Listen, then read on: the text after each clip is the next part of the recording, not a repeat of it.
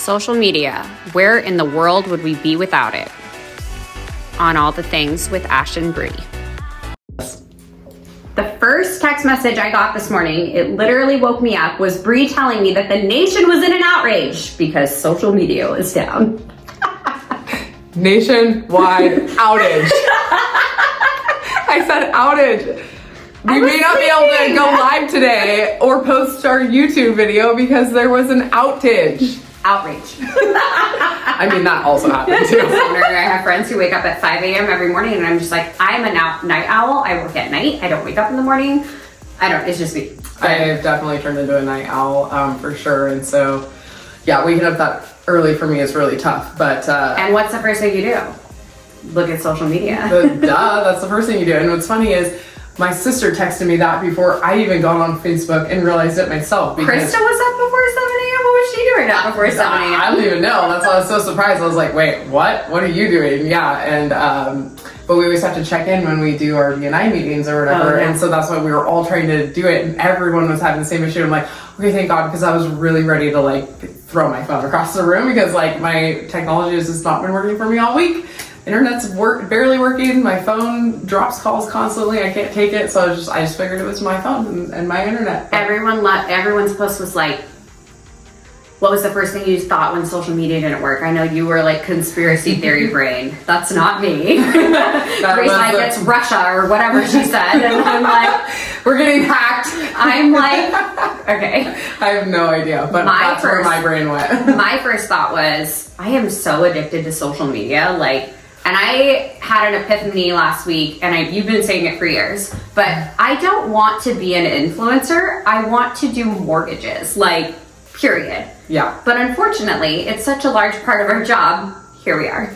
Yeah, somebody was asking me the other day, well, it says on your Facebook you're a digital creator, and I'm like, that's just what Facebook makes me do to be able to have the songs that I need to do reels. I'm 100% not a digital creator. I just wanted to use WAMP as one of my backgrounds.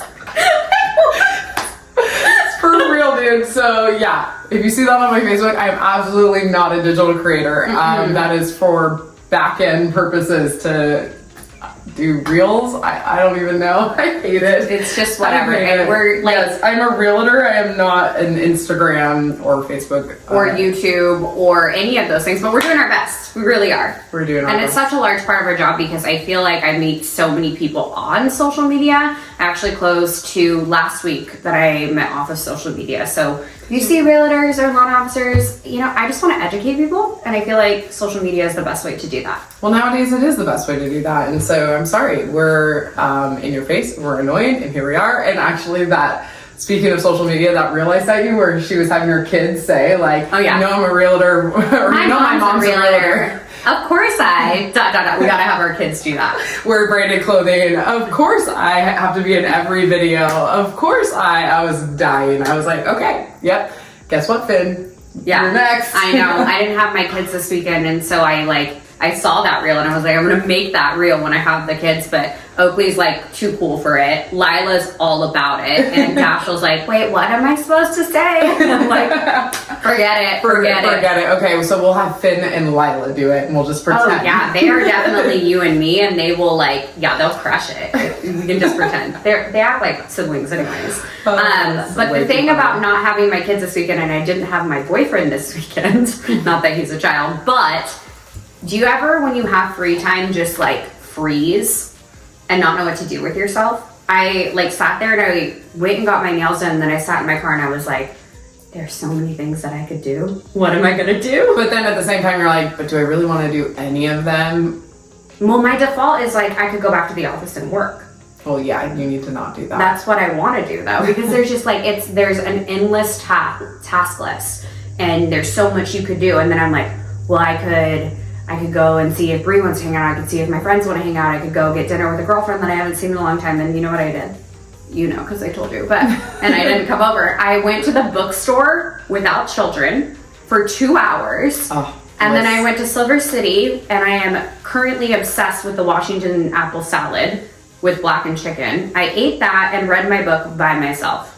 And it was amazing. It was blissful. I feel like there's sometimes where I get so excited when the boys go out and have boys night or whatever, and I'm here by myself, I'm like, yes, I get to do whatever I want. I just get to like post up and watch shows, my NCIS or something, or read a book or whatever. But then there's other times where I'm like,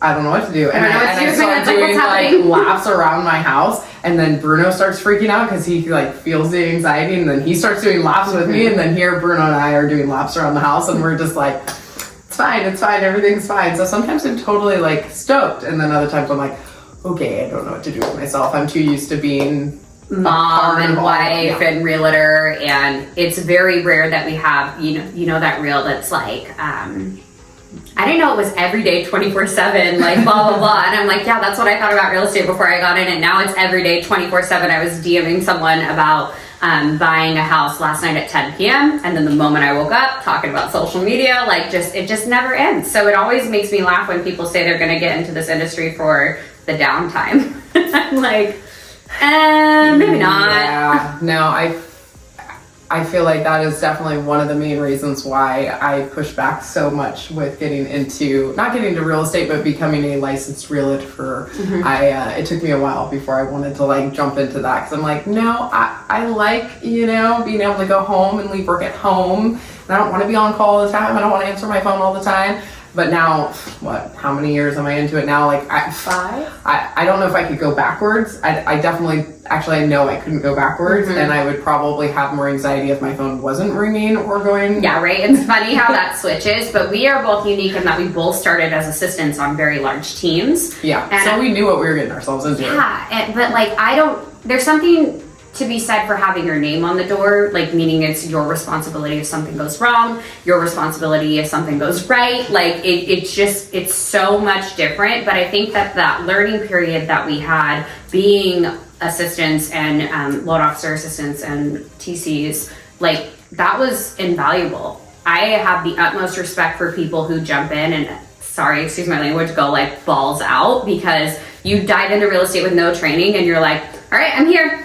Yeah. What do I do? Just here for it all. I mean, yeah. No, I think the better way to go is the assistant route, but that was just me. I like learning all of the ins and outs before I dove right into it. But no, I mean, it's been, like I said, however many years later, we're still here, we're still alive and surviving, and apparently now content creators. I don't know what else to say. Content creators. But the cool thing is that we both met when we were working for those teams. There was a loan officer and realtor who worked together, and we were the loan officer assistant and the transaction coordinator. And so we got to work together in that capacity, and then kind of grew up together in the industry. And I think that's why we get along so well, because we've been through the same. Maybe that's why everyone thinks we've known each other since like elementary. We get Probably, that a lot. yeah. And fun fact, Ashley and I have not known each other since elementary. Even our children didn't know that. Yeah. I was talking about college the other day, and Oakley goes, I was talking about Auntie Lisa and this and that, and he goes, well, where was Auntie Bree? And I was like, I don't know. I met Auntie Bree when you were 1. I have no idea. Yeah, so 9 years ago. Sorry. Hey, I'm wearing black top today too, Erica. Twins. Twinning. I was just literally saying. Yeah, starting as an assistant. Yep, highly recommend. Especially because this is not for the faint-hearted, and if you're gonna spend so much time and effort and money getting into it and doing all the things you need to do, that really make sure you want to do it before you jump into it. So I always say, like, you're gonna tell within the first year, you're either gonna be obsessed and love it, or you're gonna be like, nah, this is not for me. And very rarely do I see anything past that. So, and I know we have a lot of friends who, like I said, I have the utmost respect for people who just jumped in and weren't assistants prior to, because I think that it takes a lot of balls, honestly. And they're still like out there crushing it. I know, it's like there are definitely those amazing rock stars out there for sure. The stars just aligned for both of us to get into the industry that way, and it worked. And now, like, we were talking about how many friends and relationships we've built because of this business. I love all the people we get to work with. And I know you know a lot of people and get to work with a lot of different people too. And I just love my job. Today I love my job. Ask me tomorrow. It may be different. I mean, we've had some up and downs. We've been following your appraisal journey this entire time. So do you care to share what happened since we talked about the appraisal not working out on your listing? Yeah, that actually turned out, I also love my job today too, Yeah. because that turned out really well. I feel like, talk about stars aligning and things coming together. I never, ever, even my sellers, none of us would have ever thought that this would have happened. We were fully expecting that when we lost that deal last week, that we would be on the market for a long time because some things are out of our control and some things just happen, like this particular one. It was private and it was secluded and it was beautiful. And then all three neighbors decided to log all their trees. So it was really fun. Yay. I had a call from the neighbor to reshoot photos because of how many trees were gone and how much the property had changed. And so we went back on market with totally different photos and a totally different listing. And so that was fun. And so because of that, I was just really worried about the activity that we were going to get. We were on market less than 12 hours before we got an offer. Woo! Boom, baby. Did it. Okay, so back up. That's freaking awesome and serendipitous. Like the whole story, which I know you can't share on live, is like amazing. But I want to know how you handled it what you do when something crazy comes up in real estate. Like, how do you not have a mental breakdown? And honestly, I know you, so I know there's always a slight mental breakdown, as with myself. But what are some things that you do? Yeah, it's one of those where, okay, there's like a million emotions. It's like that Inside Out movie, and I feel like all of my emotions in my head. I'm like crying, I'm mad, I'm like freaking out, shaking. Yeah, there's like all of it. The anxiety one, I cannot wait for the new one because yes, there's a lot of her up in there, for sure. But that happens to us so much, and I'd say in the beginning of my career, I used to take every out of control situation really personally, and I would really stress about what I could do to fix it. But there are just some things that are unfixable. Like I can't go put all those trees back up. Yeah. You can't change what the appraised value is. You can try, but if they say no, then you're just we tried 6 times. So it's one of those where after that, the answer is the answer, and so. Yeah, there's just some things that are out of our control. We have to roll with it, and I had to change the marketing and make some finagling things, and it worked out. I feel like sometimes you just have to be like, I don't have the control, and I'm gonna leave this to other powers to be out there to just, it's all gonna work out. It's all gonna work out, it'll be okay. The world will not end. And then look what happened. So I know positive mindset is such a big deal, and I know that we all talk about that, but the power of the mind is real. I actually believe that, and I'm not super woo, but I believe that for real. For real, and I think it's our job as well to really help our clients get through that mindset as well, because when you've been through it, like my sellers had been through it, it was hard. It was really hard for them, and so when I told them the good news, they were speechless. They were silent on the phone for way too long. And I was like, hello? Are you there? They're like, we're just in shock. And I'm like, yeah, I was too. And at this point, I know my voice is still pretty bad, you guys. I apologize, but I could barely talk even this one. I'm like, congratulations! Trying to talk to them. Dying. All excited for them. But yeah, I think that it's just a huge lesson and a reminder that no matter all those crazy ups and downs that we have, the things that are totally out of our control, just changing our mindset in that moment, which you taught me more than anyone from the very beginning, that 5-second funeral. We preach it.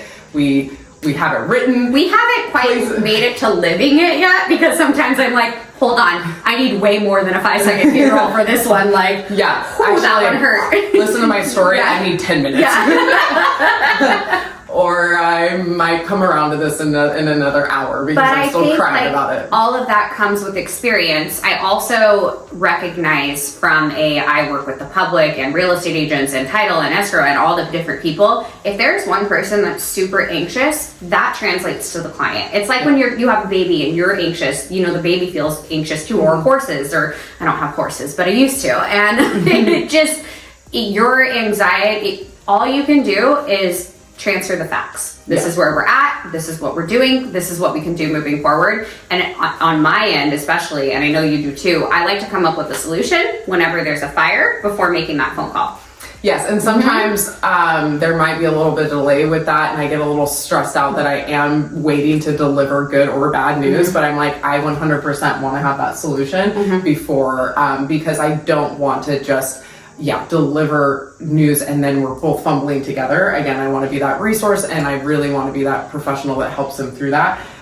So whatever it is, you know, we're like in this situation, we really had to pivot and take a different approach with it. And it all came together. Like, it just all came together. The longer I'm in this business and the longer I'm a mom, I'm like, oh, business and raising kids is exactly the same. Different approach. You just have to talk to them a little bit differently. You have to come up with a solution before you lose your mind. Like, it's like, I wrote my letter from the heart this week, and that's exactly what it was about. I'm like, oh, I can do this because I do this at work every day, or I can do this because I do this at home every day. And 5-second funeral with our own children, like, okay, before I react, I'm going to respond. Okay, this has nothing to do with what we're talking about, but last night we were at the dinner table, and my 3-year-old nephew lives with me right now, and his mom, and he goes, he's not eating his dinner, and I'm like, you gotta eat your dinner, bud, like, you know what happens if you don't eat your dinner? And Lila looks at him, and she goes, you die. I was like...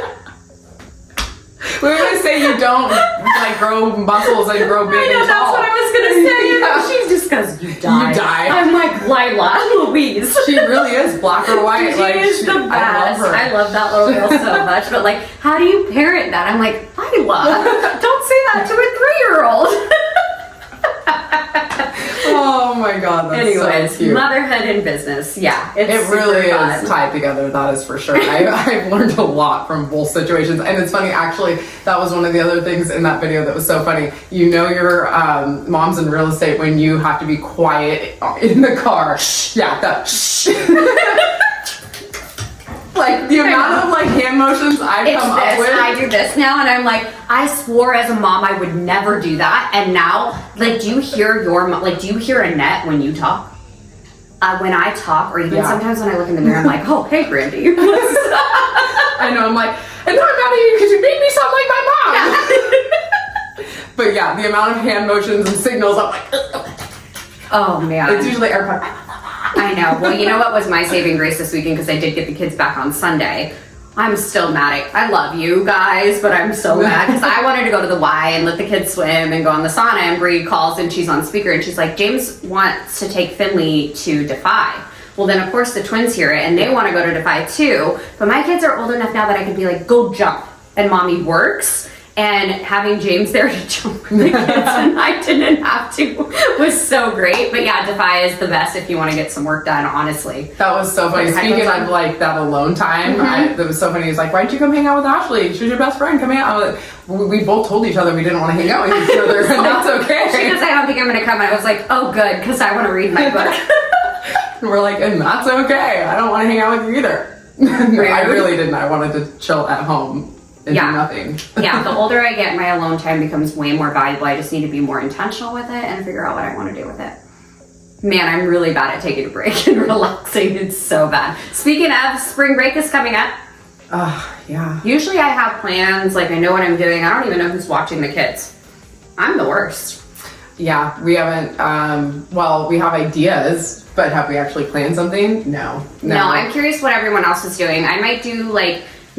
One summer I took an entire week of work off, which if you know me is like very rare. And by taking a week of work off, I didn't go to the office. And I did every day. We had a day trip planned, and that was really fun because then we could come back home. I'm not the vacationer, you are. So I'm surprised you don't have a vacation plan. I know, it is really weird not having a vacation plan, but honestly, we've been waiting for it to like get busy, and I'm way too busy, you know, and it's a good problem to have to even think about that right now. And usually our busy season is when everyone travels and does all the fun things, and it just is what it is. And I'm just like, okay, well, talk to me again in November. Yeah. Because we're right in the thick of it. It's March. I'm so excited. Yeah, for sure. I'm excited about that. So yeah, I mean, I'm sure we'll figure out something for Finn, but as far as what, you know, we're doing as a family, probably not a whole lot. Working. I think I'm gonna work. I don't think that we're gonna go anywhere, but TBD. And I'm interested what you're doing for spring break, because I was looking at flights and oh my gosh,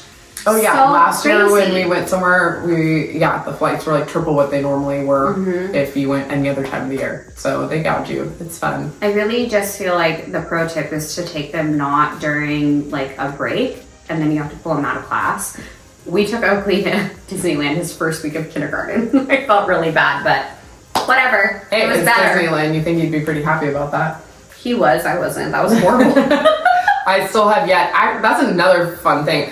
Please let me know what parents have taken their kids to Disneyland or not, because I definitely feel like an awful parent who has not taken my child. He's 9 years old. Probably should like check that off the bucket list, but I am terrified. I am absolutely terrified. He hates crowds and lines. I hate crowds and lines.